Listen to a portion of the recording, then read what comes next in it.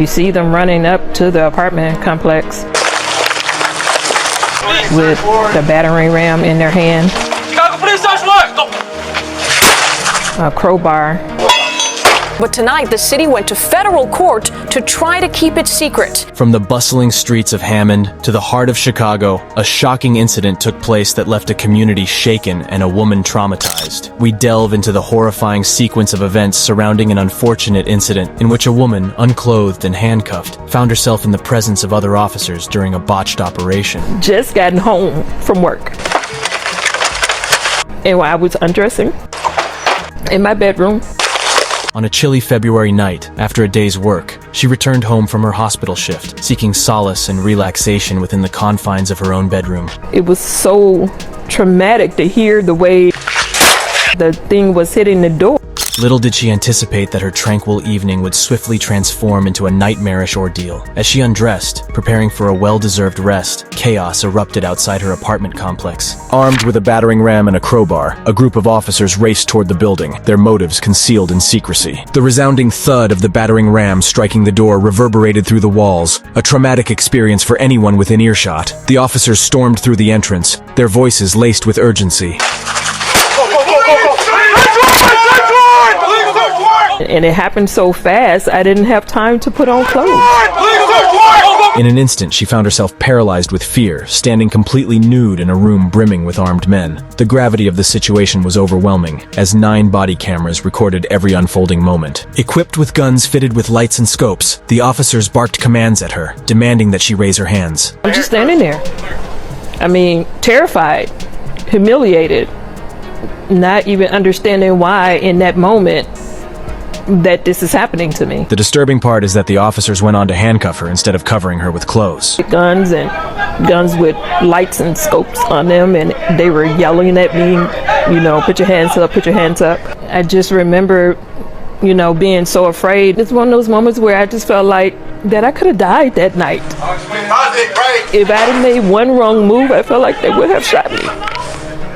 I truly believe that they would have shot me. The fear coursing through her veins was indescribable as she realized her life hung in the balance. Amidst the chaos, a police officer approached her and gently draped a short coat over her shoulders. However, her front remained fully exposed, leaving her vulnerable and stripped of her dignity. Recognizing the need for some form of coverage, they hastily threw a blanket over her. Leave alone! No one lives here with me! You're telling me to relax something you guys are just...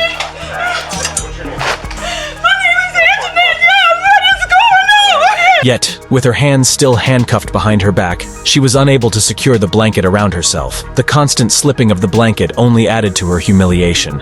In a desperate plea for them to comprehend, she repeatedly implored the officers, informing them that they had entered the wrong place. You need to tell me what you're looking for! What are you looking for? And she was correct. Subsequent investigations revealed that the police had failed to conduct even the most basic research before obtaining the search warrant. Oh my God, this cannot be right! How is this legal? The informant who provided the address had falsely claimed that a man with a gun resided there, but it was later discovered that the man they are looking to arrest had moved out of the building 2 years before the raid. You got the wrong house! You got the wrong house! She tells the officers multiple times that they got the wrong house, but some of them kept on searching the house. Got the wrong house! When the body camera was released, the Chicago Police Department search warrant policies has been under scrutiny. As she's still covered in blanket, handcuffed, and forced to stand against the wall, she's begged for them to stop their harassment, but the officers did not care. Many of them neglected her and kept going through the arrest warrant. Not long after, they started questioning her about the suspect who she knows nothing about. I don't know who that person is. I've been living here for 4 years and nobody lives here but me.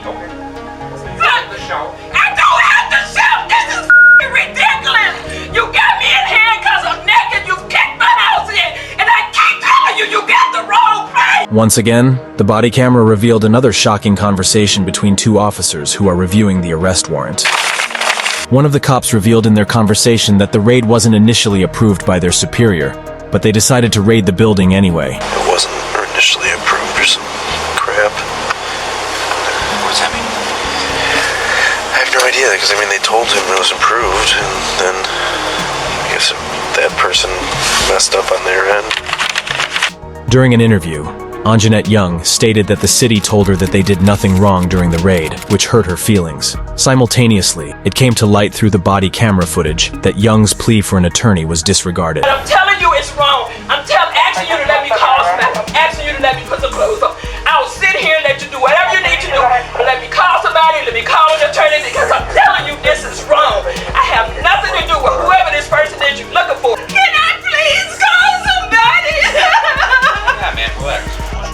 How can I relax when this is going on? Subsequently, a female officers decide to take her into her room to get dressed and then handcuff her again while they keep searching the house and questioning her. There are no firearms in this place. There's no gun in this place. I'm a social worker. I've been a social worker for 20 years. I follow the law. I don't get in trouble for anything. I don't do illegal stuff. I'm not that person. You got the wrong information. After going through the warrant, the cops finally admit that they entered the wrong house and start trying to de-escalate the situation. Let's go talk outside. Some cops decided to go outside and sort things out, but when outside, some shut off their body cameras while some muted them, so there was no way to hear what they said outside. Back inside the house, one of the cops uncuffs Anjanette Young. The team leader, whose name was withheld from the investigation, is seen telling her that they believe her story. We believe your story. Now, to correct their wrongful acts, they start trying to fix her broken door, which they knock down. Of course, the door has been destroyed beyond repair, and you can see the officer holding the door with an ironing board before leaving the house. In an interview, Young described her experience during the raid. It's almost like a bad movie. When I watch this, I feel like I'm watching a movie. But those are no actors. I'm no actor. This is my real life. And it happened to me. They're adding trauma to people's lives that will be with them for the rest of their lives. Following the incident, Miss Young sought legal representation and demanded both financial compensation and disciplinary actions against the officers involved.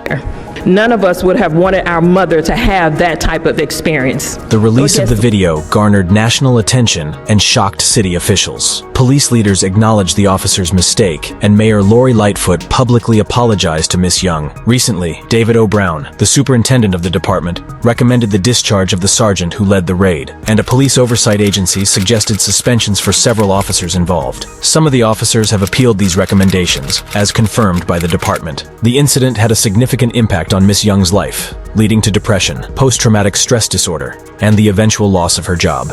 She has expressed her desire for the officers responsible to face severe disciplinary measures, in accordance with their training, the department's guidelines, and basic human decency. Anjanette Young, a medical social worker, has received a $2.9 million settlement approved by the Chicago City Council. The settlement was approved with a vote of 48-0 by the City Council. Elderwoman Jeanette B. Taylor, representing Chicago's 20th Ward, acknowledged that while the $2.9 million settlement may seem substantial, it cannot fully restore Miss Young's dignity, respect, and the trust she has lost. If you want to watch more police camp stories, subscribe and turn on notifications for more.